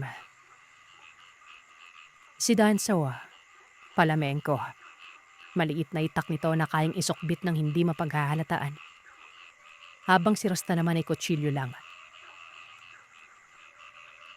Noong pababa na raw ang araw nun, nakakita sila ng taong tumatakbo. Kaagad din itong naglaho nang makapasok sa may liblib. Sa kabilang bundok umana yon. Tanaw na tanaw nila dahil ang katapat na burol na kung saan sila naroroon ay napakalapit lang. Nagtanong si Rostan kung nakilala ba ito ni Danso. Ang sabi naman ni Danso, mabilis na nawala kaya hindi siya sigurado kung si Vic ba yon. Kagad na nagkasundo ang dalawa na pupunta nilang kabila pero dapat ay magmamadali sila. Nakakatiyak kasi silang gagabin sila sa pag-uwi kapag nagtagal pa sila doon. Nang makarating sila sa kabila, may natatanaw ang magkapatid na bahay doon. Nasa baba sila at ang bubong lang ang nakikita nila. Nang malapit na sila ay biglang nagpakita itong batang ito. Nakabungad ito sa isang bato. Nakatungtong yon at nakatitig sa kanila. Kinawayan ito ni Danso tapos tinawag din ito ni Rostan. Pero sa kabila ng lahat, hindi umano sumasagot ng bati itong si Vic. Bagkos, para bang sobrang nag-aalala yon. Makikita sa reaksyon ng bata ang pagiging aligaga. Ano kayong nangyayari sa batang to? Parang takot na takot ah. Sabi ni Danso. Mukha nga kuya. Tingnan mo parang tatakbo pa oh. Pero nagpatuloy sila sa paglalakad nun. Hanggang sa bumungad na sila sa pinagtutungtungang bato ni Vic. Dito na nagsalita ang bata. Tanong nito kung ano ba daw ang ginagawa nila sa lugar. Malapit na umanong maggabi at mapanganib ang lugar na yon. Ikaw pa tong nag-aalala. Kami ngayong natatakot para sa'yo eh. Kamusta ka na? Sabi ni Danso. Bumaba ng bato itong si Vic. Lumapit sa kanila at pinipilit silang umuwi. Basta delikado man ang lugar. Hindi kami natatakot dito. Ano ka ba? Kami ang natatakot at nag-aalala sa kalagayan mo. Kamusta yung nanay mo? Kayo ang sadya namin eh. Ayos lang naman siya kuya. Basta umuwi na kayo. Si Upo bang nagutos sa inyo na puntahan kami? Hindi naman kami nanghihingi ng tulong. Umuwi na po kayo hanggang may araw pa. Nagkatitigan na magkapatid noon. Nagkibit balikat si Danso pero nagwika naman si Rostan ng, umuwi na lang tayo kuya. Baka ayaw niya talaga tayo makita. Vic, tayaan mo muna kaming magpahingaw. Haba kayo ng lakad namin sa kakahanap lang sa'yo. Ano bang kinatatakot mo? Umabante si Danso ng lakad matapos sabihin yon patungo sa bahay ni Vic. Wala namang kakaiba dito. Bakit kaya takot yung batang to? Sumunod ka sa akin, Rastan. Hindi naman magkamayaw sa kakaharang itong paslit. Tinutulak pa si Danso habang si Rostan naman ay nakakita ng isang babae. Naglalakad patungo sa kanila. May edad na pero magandang babae umano ito ayon kay Rostan. Nung nasa malapit na ay huminto at tinitigan silang dalawa na para bang nagagalak ang mukha nun. Hanggang sa bigla na lang tumigil si Vic nang makita ang babae. Ilang saglit lang ay sumigaw ang bata at ang sabi, bahala na daw sila Rostan. Binalaan ang mga ito pero matitigas pa rin ang mga ulo. Si Danso naman nang makita ang babae. Tila ba gulat na gulat ito. Sumaglit pa ng lingon kay Rostan at sinabing ito na umano ang nanay ni Vic. Hanggang sa nagsalita ito habang nakangiti. Aha! Magandang hapon. Abay napadako kayo dito. Ang layo naman ng inaabot ninyo. Bakit hindi mo na kayo tumuloy at sumunod kayo sa akin? Kagad tumalikod ang babaeng yun. Naglakad pa uwi ng bahay. Tapos nakita nila si Vic na naroroon ito sa may likuran. Nakatitig sa kanila at sobrang takot na takot umano. Bakit ganun? Ang sigla ng nanay niya samantalang makita ko nung una parang mamamatay na eh. Umubo pa nga ng dugo eh. Tapos biglang tingnan mo ang ganda oh. Tara Rastan, punta tayo sa kanila. Teka lang kuya, hindi ka ba nakakahalata? Pinapaalis tayo ni Vic. Nabababala eh. Tingnan mo naman yung mukha oh, tsaka yung sinasabi mong may sakit. Napakasigla eh. Hindi ba parang may mali? Hindi na maganda yung pakiramdam ko kuya. Sagot ni Rostan. Pero nagkibit balikat na lamang itong si Danso. Nagpatuloy sa paglalakad. Si Rostan naman ay walang nagawa kung hindi ang sumunod na lamang sa kapatid niya. Minamasdan ni Rostan si Vic. Nagkukumpas ito ng kamay at sa pagkakaintindi niya dito ay pinapaalis sila. Hanggang sa silita na lamang ito bigla ng babae. Kitang-kita ni Rastan na biglang yumuko si Vic at kumabig sa gilid ng bahay. Ayon kay Rastan, ang bahay umano ay maliit lang pero para bang matibay ang pagkakagawa. Mga retaso ng kinabas na kahoy ang dingding. Tapos ang bubong nito ay gawa sa anahaw. Isang palapag lang yon na nakaangat ng bagya sa lupa. Napakalilim umano ng lugar. Hindi din ito makikita kung nasa malayo. Nakakubli yun sa mga puno at makapal na mga dahon. Nanatili sa pagkabagabak itong si Rostan. Hindi siya mapanatag sa mga puntong yon habang nakatitig siya kay Vic. Pakiramdam niya ay meron talagang mali. Pinapasok sila sa loob kasa tumanggi itong si Danso. Ang sabi ay doon na lamang sila sa may labas. Habang si Rostan naman ay hindi nagsasalita nun. Nahahalata ni Rostan na parang nahuhumaling itong kapatid niya sa babae. Iba kasi makatitig si Danso dito. Hindi naman sila pinilit nito. Ilang saglit lang ay inabutan sila ng sisidlang kawayan na may lamang tubig. Tapos ay naupo ang dalawa sa gilid ng bahay. Uwi na tayo, kuya. Eto na, nakita na natin ang lugar. Okay naman. Sapat na to para sa atin, di ba? Tumangutango naman si Danso. Pero tumingala at iginala ang paningin sa buong paligid. Hanggang sa tumayo ito at nilibot ang bahay. Habang si Rosta naman ay nanatili lamang doon sa gilid ng mga pintuan. Inaantay niyang magdesisyon si Danso. Nakikiramdam din siya sa lugar. Sa mga puntong yon, medyo kalbado at malabig ang hangin. Palatandaan na hapon na. Hanggang sa makarinig ng kakaibang tinig hirastan. Nagmumula ito sa loob ng bahay na para bang naghihinalong tao. May siwang sa bintana. Doon sumilip si Rostan. Marahan niyang itinulak ito hanggang sa marin nakita siyang silid doon sa may loob. Kung saan natatabingan ito ng mga sako. At ang silid layon. Sa paptop dito ay may matanda. Lakahiga sa sahid at nakahubot-hubad ito. Ang payap ito. Sobrang tanda at ang lalim ng mga mata. Para bang nakaratay na lamang. Maya-maya pa ay sumambulag sa kanya ang napakabahong amoy. Kontraya naman napatakip ng ilong itong bata nito. Napakasama o manunaw samyo na yon na masahon pa sa nabubulok na hayop. Walang ano-ano. Bigla na lamang dumunghaw yung babae. Nakasimangot ang mukha nito. Nanlilisik ang mga mata habang isinasara ang bintana. Dali-balin tumayo si Rostan.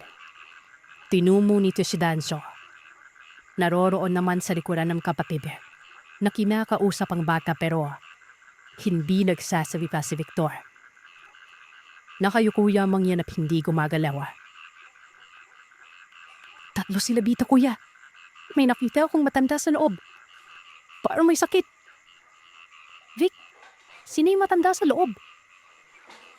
Nanapilin na kayuko si Victor. Umatas ito hanggang sa mapasandar sa dingbing. Siguro lolo ng bata yun. Tama mo, Vic. Sumabot ka kasi. Wika naman ni Danso. At bito na nagsalita ang baka. Umiiyak ito at ang sabi. Oo, umalis na kayo, kuya. Kung gusto niyo pang mabuhay, umalis na kayo. Ano bang nangyari dito, Vic? Ano bang problema niyo? Tsaka, ba't ka ba nagbabanta? Ano bang meron dito? Sabat ni Vic. Pero bigla naman dumating yung babae. Nagpakilala ito sa pangalang Rowena. Na dirty figure ng magkapatid. Manis ka dito, Victor. Wala ka namang nadadoon mapino. Tinapakot mo yung mga tao eh. May dapat bang katakutan dito? Ay, manis ka na. Walang despeto yung mga bisita yan. Mabilis na tumakbo si Vic patungo sa kakahuyan hanggang sa nadlaw ito. Takang-taka si Danso. Maging si Rostanon. Parang asing hindi anak kong ituring ang bata kung kaya naman nagtanong si Danso. Kung anak ba umano ni Rowena si Vic nun. Ayon naman sa babae ay hindi umano. Alak umalito ng kanyang kapatid na tampalasang pagkababae. Pero namatay naman na yon kaya siya ang nagpalaki sa bata. Di rin po ba? May problema ba sa kanya kasi lantaw na parang ang ilap niyo sa amin eh. Napaka-misteryoso. Ang mga tao kung ano-ano malang iniisip. Nakirisyo engkanto na yung bata. Hindi naman kami naniniwala din ng kapatid ko. Tapos nung nakaraan pa, di ba mahina yung pangangatawan mo? Kala ko po may nangyari sa inyo eh. Tapos ito, nakita kita masilar naman. Doon din naman talaga sa dyan namin sa lugar. Kasi nga, naniniwala kami na nangangailangan ang tulong ng bata. Kaya hinahanap po namin. Ako nga pala po si Danso. Ito si Rostan. Maganda po pala kayo, no? Wala na. Kumpirmado. Nahuhumalin na itong si Danso. Lalo't na lamang hindi anak si Vic. Pati kahit maedad. Dalaga pa naman ito. Napabulong na lamang si Rostan sa sarili. Napapatol yata ang kuya niya dito sa matadpan nito. Hiram sa lipa ay tumawa umano ang babae.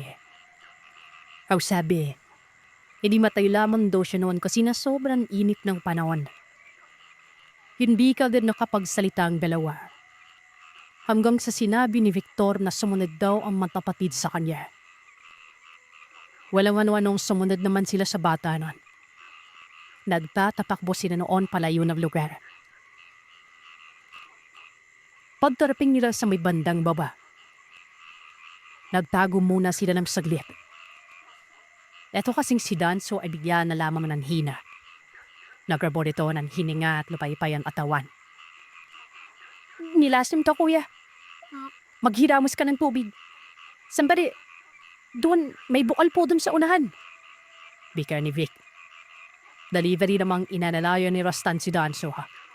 Kaplang makarating sila sa bukal, binasa ng tubig ang mukha nito. Pagkatapos sumananon ay nahimasmasan itong si Danso. Nawala ang panghihina ng katawan at paghangos doon. Tila ba napakaraming alam ng bata na hindi maipagkakailang mapagkakatiwalaan o ano talaga. Pat malamang ay totoo mga sinasabi nito. Maniniwala na si Danso sa kanya, maging si Rastanuan. Victor, sino ba sila? Kamag-anak mo ba yung mga yun? Tanong ni Danso sa bata. Ay naman kay Victor, hindi niya umano kamag-anak. Ipinaalam naman sa kanya na ampun lamang siya. Patay no mano ang mga magulang ito. Ito no mano ang kinikilala niyo mga magulang dahil ito ang nakagis na niya. Pero nang matuklasan niya ang pagkatao, ay sinubukan niyang umalis preso. Kahit saan siya magpunta, nasusundan na siya ng mga ito. Tinakot siya na kung uulit pa ay papatay na. Ito man ang dahilan kung bakit ayaw niya sabihin ang kanyang pangalan at kung saan siya nakatira. Ang pagbabarn niya umano ng bayan, pagala ito at pagmamasid sa lugar. Inuutusan umano siya ni Rowena na alamin kung may mga buntis ba at may mga taong may sakit. Ito umano ang pagkain ng dalawang nilalang na, lalo na ang mga residente na bagwan pa lamang na, o ang mga dayo. Napamura si Rostan ng mga sandaling ito. Habang si Danso naman ay kaagad ng mukahin na umalis na sila. Pigin niya ay nakabalik na sa nakasam kanyang katawan. Kasama si Victor. Ito naging giya nila sa sobrang sukan na lugar. Wala nang pakialam noon sila Rostan at Danso. Basta makasibat namang sila sa lugar na iwan. Naniniwala sa aswang ang dalawa. Bikada ng nakaraan ng may mga nawawalan ng tao at kadalasan ay dayo. Minsan pa ay may nawawalang bangay. May nagsabi na natugis na daw ang aswang. Napatay umano ng mga albularyo pero sa pingin ni Rostanon, hindi napatay ang mga ito. Nalapili pa rin naroroon at palihim na nanghasik ng labim. At ito yung dalawang nasa bukid ng lugar nila. Ang malaking katanungan lang ay kung paano napunta sa kanila si Vic. Ang layo naman ng narating nila noon. Basta walang tamang pinatutunguhan yon. Wala ni isang bahay silang nakita. Hanggang sa napagdesisyon ni Danso na magpahinga muna sila. Magpalipas lang ng gabi sa isang banda. Pero tumanggi si Victor. Ayon dito ay kailangan daw makanabas ng gubat ang dalawa. Hindi ito sigurado pero batid niyang may nakasunod na sa kanila. At yun ang dalawang aswang. Maniwala po kayo sa akin. Hindi ko binustong maging utosan nila pero wala akong magawa dahil buhay kong kurpalit. Pero yung mga taong tingin ko mababait sa akin, ayoko mapahama. Laman na kayong dalawa. Mababait po kayo. Hindi na lamang nagsalita si Danso noon. Kinapik niya si Rastan at kahit pagod ay pinilit nila makalayo pa. Hanggang sa naipit sila sa sobrang sukal at wala na halos madaanan na lugar. Bukod kasi sa mga kahoy doon. May mga baging binatlampas tao na mga damo. Hindi kagad nakapagsalita ang dalawa. Hanggang sa sinabi ni Victor na sumunod daw ang magkapatid sa kanya. Walang ano-anong sumunod naman sila sa bata noon. Nagtatatakbo sila noon palayo ng lugar. Pagkarating nila sa may bandang baba, nagtago muna sila ng saglit. Eto kasing si Danso ay bigla na lamang ng hina. Nagabol ito ng hininga at lupaypay ang katawan. Milason ka kuya. Maghilamos ka ng tubig. Sandali. Doon, may bukal po dun sa unahan. Mika ni Vic. Dali-dali namang inalalaya ni Rastan si Danso. At nang makarating sila sa bukal, binasa ng tubig ang mukha nito. Pagkatapos sumanunon ay nahimasmasan nitong si Danso.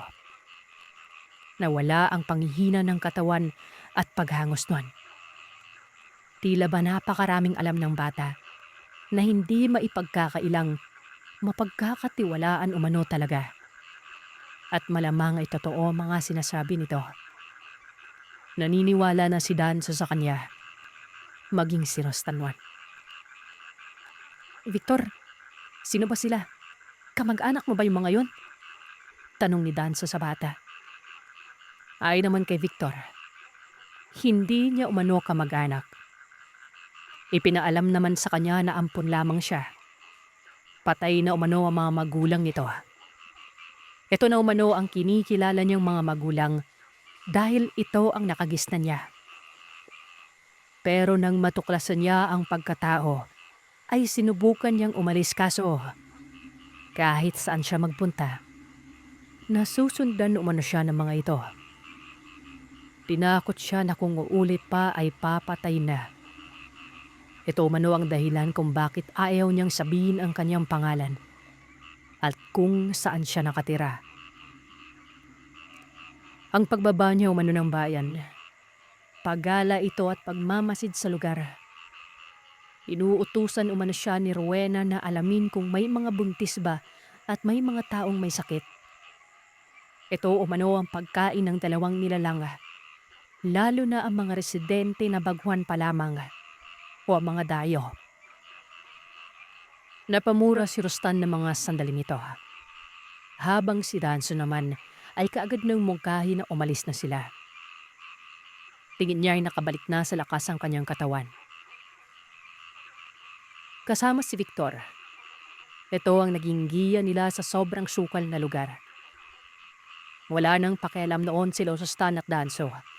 Basta makasibat lamang sila sa lugar na yon. Naniniwala sa aswang ang dalawa. Dekada nang nakaraan ng may mga nawawalang tao at kadalasan ay dayo. Minsan pa ay may nawawalang bangkay. May nagsabi na natugis na daw ang aswang. Napatay umano ng mga albularyo pero sa tingin ni Rostanon, hindi na patay ang mga ito. Nanatili pa rin naroroon at palihim na nanghahasik ng lagim. At ito yung dalawang nasa bukid ng lugar nila. Ang malaking katanungan lang ay kung paano napunta sa kanila si Vic. Ang layo naman umano ng narating nila noon. Basta walang tamang pinatutunguhan yon. Wala ni isang bahay silang nakita. Hanggang sa napagdesisyonan ni Danso na magpahinga muna sila. Magpalipas lang ng gabi sa isang banda. Pero tumanggi si Victor. Ayon dito ay kailangan daw makalabas ng gubat ang dalawa. Hindi ito sigurado pero batid niyang may nakasunod na sa kanila. At yun ang dalawang aswang. Maniwala po kayo sa akin. Hindi ko ginusto ang maging utosan nila pero wala akong magawa dahil buhay kong kapalit. Pero yung mga taong tingin ko mababait sa akin, ayaw ko mapahamak. Lalo na kayong dalawa. Mababait po kayo. Hindi na lamang nagsalita si Danso noon. Tinapik niya si Rostan at kahit pagod ay pinilit nila makalayo pa. Hanggang sa naipit sila sa sobrang sukal at wala na halos madaanan na lugar. Bukod kasi sa mga kahoy doon, may mga baging din at lampas tao na mga damo. Maya-maya pa ay bigla na lamang nag-iiyak itong si Vic kung kaya naman ganoon na lamang ang pagpatahan nila Rostan dito. Pero ang sabi ng bata noon, nasa malapit na daw sila. Nasa malapit na umano ang nilalang. Lagot na daw silang dalawa noon. Pakiusap po, huwag niyong galawin yung mga kaibigan ko. Huwag niyo silang saktan. Ako na lang. Sigaw ni Victor. Nataranta ang dalawa. Nagpalinga-linga sa paligid. Kasabay nito ay nakikiramdam si Rostan at Danso. Hanggang sa humagapas daw ang napakalakas na hangin. Para umanong bagyo. At rinig ng dalawa ang pagkagaskas ng mga dahon. Na para bang nasa itaas banda mga aswang. Nakatingala si Vic at patuloy ito sa pagmamakaawa noon. Segundo ang namagitan. Lumagapak umanunoan ng mga kahoy. Wari bang may bumagsak mula sa itaas, patungong baba. Kasunod doon ng nakakabinging katahimikan. Nawala ang huni ng kulilig at napalitan ito ng payapang paligid. Nagmamakaawa ako, Manang. Huwag niyo pong galawin yung mga kaibigan ko. Nagmamalasakit lang po sila. Isa pa, wala naman akong sinabi sa kanila eh. Sila lang yung nag-usang loob na puntahan tayo. Huwag niyo po silang patayin. Mabubuti po sila. Si Rostan at Danso noon. Umupo sa damuhan. Nagsisiksika ng dalawa. Hanggang sa bigla na lamang may kumagaskas ulit na para bang may mabilis na tumatakbo sa masukal. Dinig nila noon ang pagkabali ng maliliit na kahoy. Napamura na si Rostan. Sinisisi niya si Danso. Ito namang si Danso ay parang iiyak na. Yung tunog na yon ay paikot-ikot sa lugar at nasa magkakaibang direksyon. Isang indikasyon na hindi lang nag-iisa ang nilalang. Tama si Vic. Dalawa ito. Maya-maya ay may nagsalita. Nakakakilabot na boses. Kasabay pa nito ang pag-alog ng mga damo. Galit na galit yon. Ayon dito ay hindi na dapat buhayin ng dalawa. Kung palalampasin ito ay magdudulot lamang ng pagkabulabog umano sa kanila. Pinagalitan din si Vic. Masyado kasi umanong mapusok. Sinabing bawal makipag-ugnayan pero nakipag-ugnayan pa rin ito kaya yun ang naging resulta. Hindi ko sila kinakausap, Manang. Sila po yung lumapit. Kasalanan ko ba yun? Wala naman akong pagkukulang eh. Hindi po may iwasan na may makabating tao lalo ng mga ito. Mababait po sila. Siguro naawa sila sa akin. Mga kuya, papatayin po kayo. Tumakbo na kayo hanggat makakaya nyo.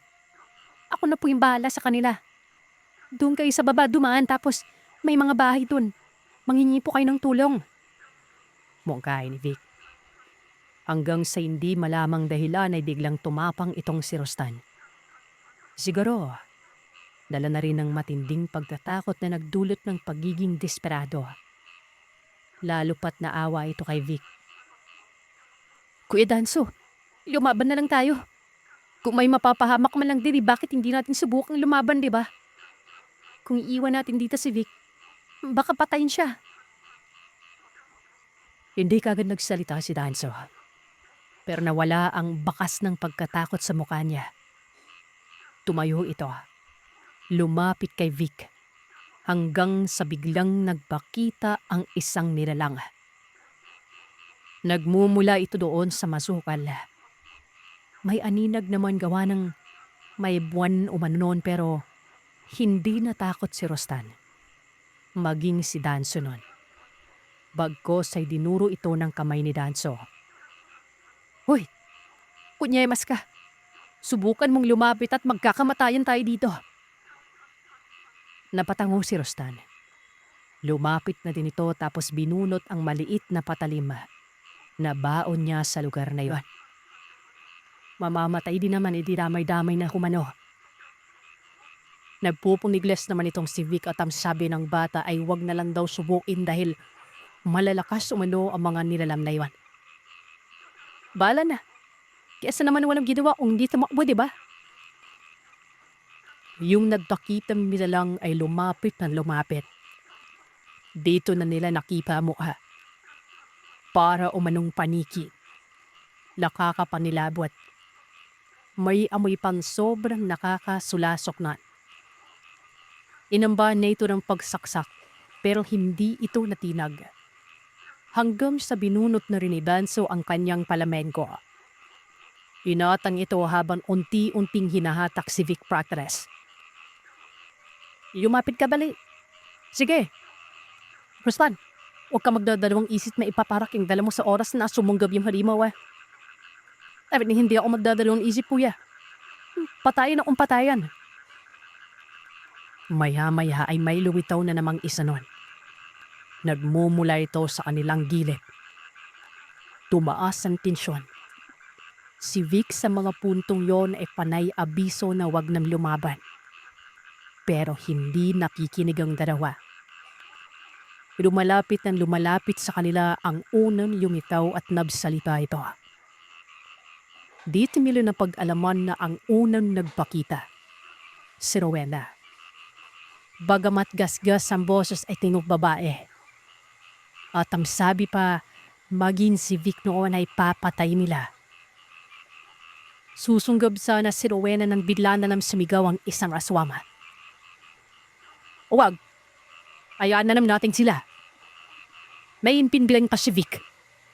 Maaring nagmamalasakit lamang ang mga yang tayo na padako sa atin. Kaya mo bang pamapay ng may babandam hangarin para sa'yo? Umalis na kayo ngayon, Ben. Pero iwan ni si Vic. Hindi. Hindi namin iiwan si Vic. Walang kinabukasan yung bata sa inyo. Isasama ka namin sa ayaw at sa gusto mo, Vic. Atras sila ng atras na. Akala pa ni Rostan na susunod po rin si Rowena pero hindi na. Hanggang sa tuluyan umano silang nakalayo.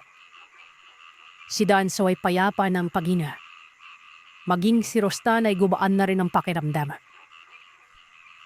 Ang sabi naman ni Vic, likas na mabait manong isang aswang. Ito daw ay si Manong Ramon. Ito nagtatanggol sa kanya lagi sa pagmamanupit ni Rowena. Kapag may araw daw ay mahina ang pananatawan nito pero kapag gabi, sobrang lakas sumano. Malakas pa sa kanabawang pangangatawan. Mukhang pinalaya na nila ako Ang narinig ko sa kanila dati, gusto nila akong palakihin dahil gagawin din daw akong aswang. Ewan ko ba kung saan ako galing. At sino yung mga magulang ko. Huwag mo munang isipin yan. Basta ngayon, pakiramdam ko, pinakawalan ka ng nila. Rayo. Salamat. Kala ko patay na pa Yun na kasing naisip ko. Lanihiya pa Kuya Danso.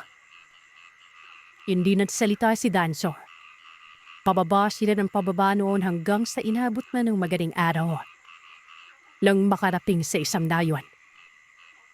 Napag-alaman nila na nasa ibang lugar ito. Sa timog at sobrang layo sa mismong lugar nila. Bagamat naging ganon, pero dagdag panatad na din yun. Dahil piyak na talagang ligtas sila, lalo na't sumisilit na ang wala espadang sinab ng araw at unti-unting nilalamon ng kabiriman. Si Vic ay hindi kumikibo. Balisa pa rin. Hanggang sa nakarapin na sila mismo sa bahay nila. Galip na galit ang karinan pating tating. Buong magdamag daw niyang hinanap ang dalawa. Nagpatulong pa sa mga kaanak pero hindi natagpuan. Ang nanay naman nila noon ay hindi magkamayaw sa kaiiyak. Iyak ng iyak ito sa tuwa noon. Ipinaliwanag ni Rostad Danso ang nangyari na kesyo ay mga aswang umano sa lugar. Ang pangyayari ay ultimo yung pagkaipit nila sa lugar at inisip na ang kamatayan. Maging ang pagkatao ni Vic ay ipinaliwanag din ng magkapatid. Tay, kupupin natin itong bata. Tapos ipagbigay alam na may aswang na nakatira sa lugar natin. Sasamahan ko pa yung mga tao kung saan nakatira yan. Sabi ni Vic, mapadaliw itong nanalalasay. Duba ko, itong si Vic dinuot din eh. Tapos piniwi me lang nabog patayin dahil pablaki gagawin aswang. Sumabat naman si Danso. Sumasam-ayon siya sa salaysay ni Rostad. Parang dalim na ang sitwasyon. Dinukot itong si Vic. Timiwis ang mga aswang pero sa kasamaang palad ay wala nang naabutan pa. Lumayas daw ang mga ito. Ginalubad ang gubat pero hindi na talaga nakita pa. May kasama pang albularyo. Napakabaling umano ng mga aswang na yan sa linlang. Maaring hindi nila natagpuan pero naroroon pa rin ito. Hanggang sa dumating ang araw, may nakapaslang umano sa balawang nilalang sa bukid ng Patarasa. Natagpuan ang pangpay ng dalawa. Ito lang ay ayam sa kunakalap na balita. Maniniwala si Lostad na katulad lang din ng dati, dekada nang nakalipas. Minsan may napatay na mga aswang pero ang totoo, baka buhay pa. Silang nagtaguyod kay Vic. Napakabait nitong si Vic. Magalang at masunurin. Bagay na masasabing kahit aswang ang kinikilalang magulang ay hindi na impluensya nito ng kasamaan. Para bang nakalaya mula sa uluwan. Sobrang saya nito at nagkaroon kagad ng maraming kaibigan. Sa ngayon, buhay pa si Vic. Matanda na pero hindi na natin babanggipin kung saan siya nakatira. Para na rin sa kanyang reputasyon dahil may pamilya.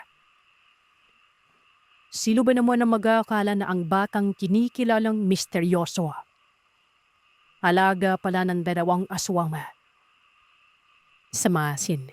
At iyan ang kwento ng aswang para sa araw na ito. Salamat sa inyong pakikinig. Huwag kalimutang mag-iwan ng komento at sabihin sa akin kung ano ang inyong naisip. Hanggang sa susunod na kwento, matulog kayong mahimbing kung kaya ninyo.